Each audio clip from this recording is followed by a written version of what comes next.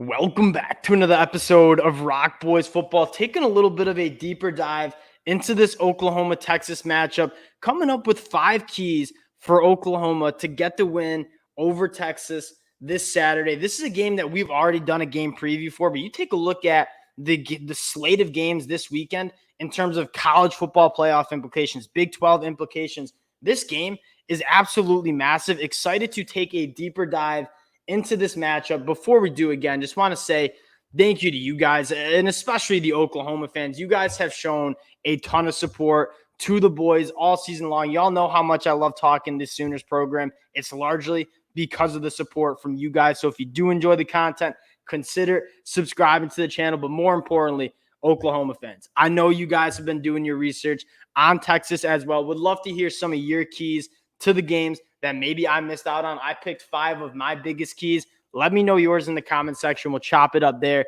And without further ado, let's get into this. And I want to start with the run game for Oklahoma and what that looks like. If you know much about this Texas defense, it is one of the best defenses in the country, especially in that front seven. You take a look at what they've done against the run.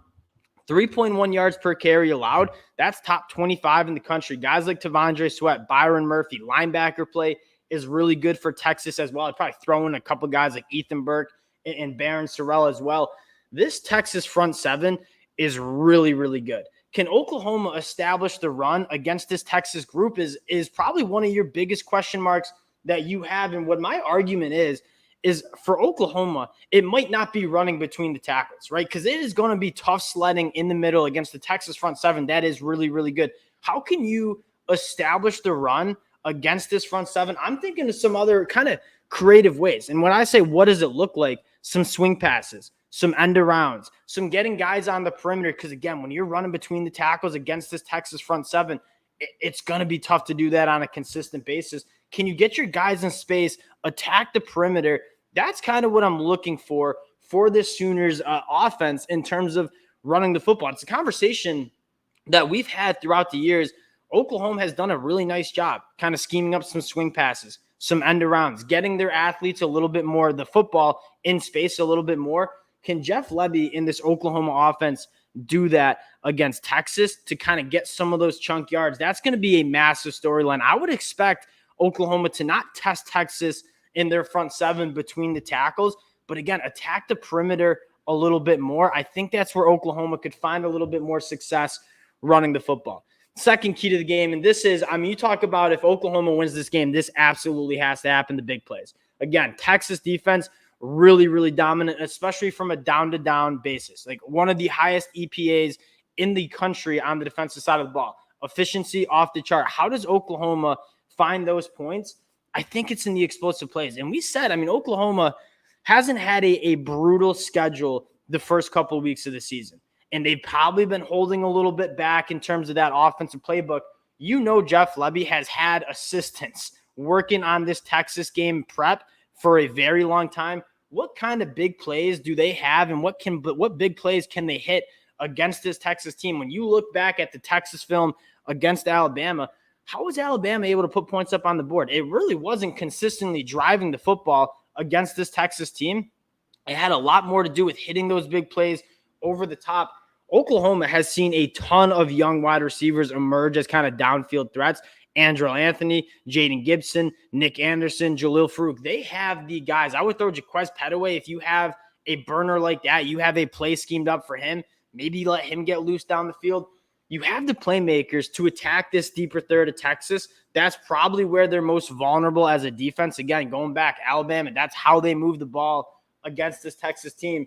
What does Jeff Lebby have in the bag for this Oklahoma offense in terms of hitting big plays? And I think it could come. And I said this before, like that Jackson Arnold third and short look. I wouldn't be surprised if you see a little bit of a pop pass, something schemed up particular for this game in order to hit an explosive play or two. Because again, when you're talking about margins, these teams, when you want to compete for a Big 12 title, when you want to compete for a national title, the margins get small. Hitting some of those big plays, those hidden yards, going to be absolutely massive. Really excited to see what this Oklahoma offense can do on that terms. Now, flipping to the defensive side of the ball, I don't think, and again, like ESPN and Fox, and when you talk about this Texas offense, a lot of the hype goes to Quinn Ewers and Xavier Worthy, the flashy big plays that Texas certainly has in the bag. But when you take a deeper dive into what Texas wants to do on offense, they want to run the football. They're top 25 in yards per carry. Jonathan Brooks has really emerged as one of the better running backs in the country.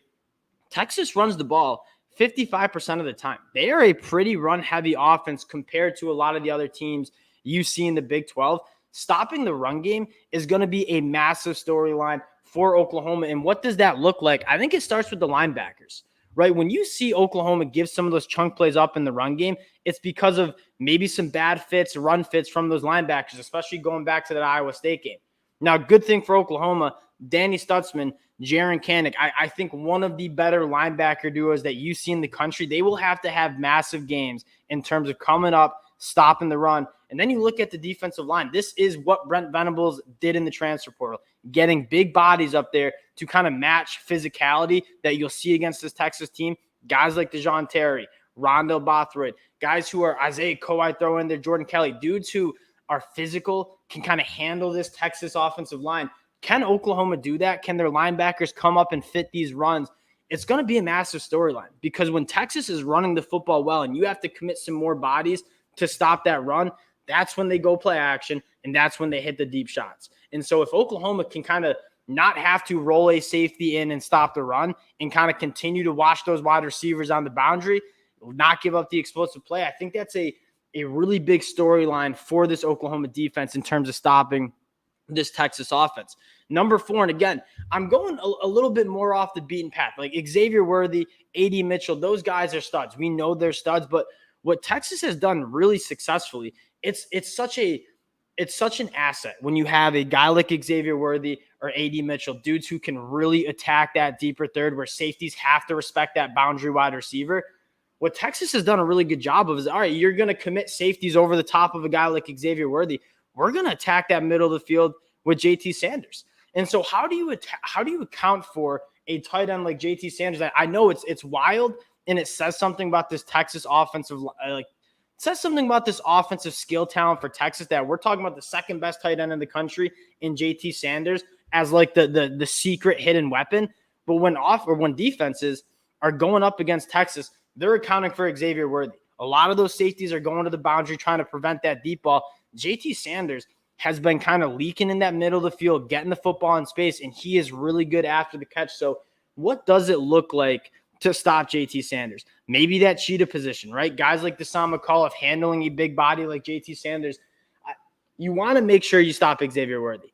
Don't get me wrong, but you have to account for JT Sanders in that middle of the field with those chunk plays and yards after the catch. If they can do that, again, you kind of like this chance for Oklahoma to at least slow down this Texas offense. In 5th, turnover battle. And again, going back to the margins, when you're playing for a national championship, the margins get small. You have to do everything right. Dillon Gabriel's been really, really good not turning the ball over. Quinn Ewers has been really good at not turning the ball over. Both these teams have been taking care of the football very well. A turnover or two is going to be absolutely massive. And I'm looking for Oklahoma. This kind of goes back to stopping the run. If you can stop the run on 1st and 2nd down, force Texas into those 3rd and long situations where Brent Venables and that defensive staff can kind of get creative with their blitz packages and coverage packages. Going back to last year, Quinn Ewers, he trusts his arm a lot. He wants to make the tight window throws.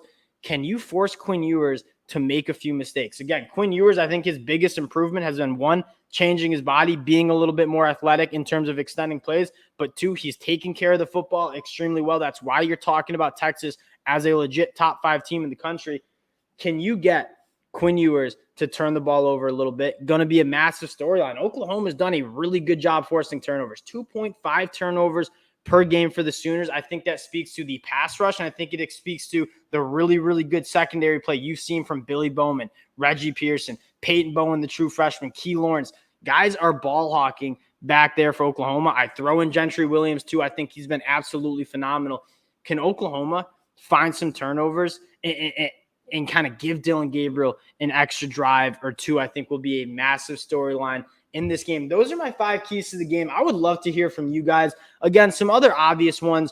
Texas's offensive line is one of the best in the country. Can Oklahoma match that with their physicality? I think is probably the biggest storyline for me. Wanted to work that in there as well. Excited to hear from you guys. We're going to run this back for Texas as well, so Oklahoma fans can find out a little bit of how I feel about Texas and how they can win this game. Appreciate you guys rocking with the boys. Again, if you do enjoy the content, consider subscribing to the channel. Appreciate you guys, and we'll talk to y'all later.